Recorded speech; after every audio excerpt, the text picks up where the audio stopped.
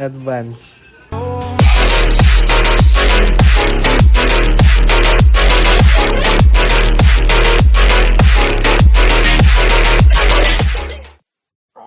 Ay.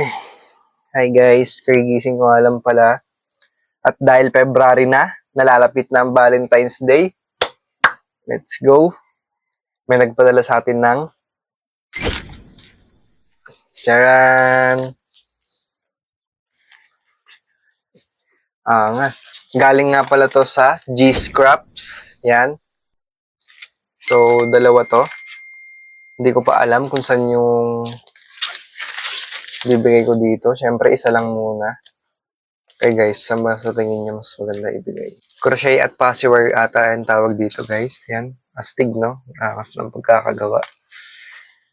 You know. Pero meron din sila guys na fresh flowers. PM nyo na sila guys para may pangbigay kayo sa loved ones nyo this Valentine's Day. Yes. Batasan Hills, Quezon City din po yung location nila. So, pipiliin ko dito.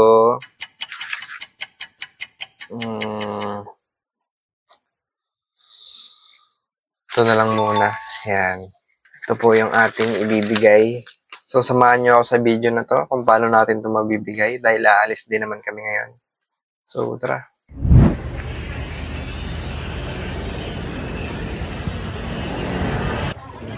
Dito na tayo sa kanila.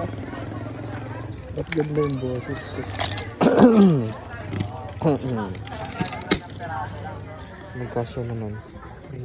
Buti na lang nagkasya. Motor kasi tayo. Din sila.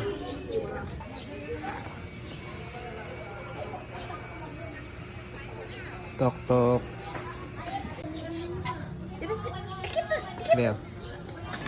Oh my pretty, pretty girl, I love you like I never ever loved no one before. Ano masasabi mo sa G-Scraps? Thank you, ang ganda. Thank you, G-Scraps, for my beautiful flowers.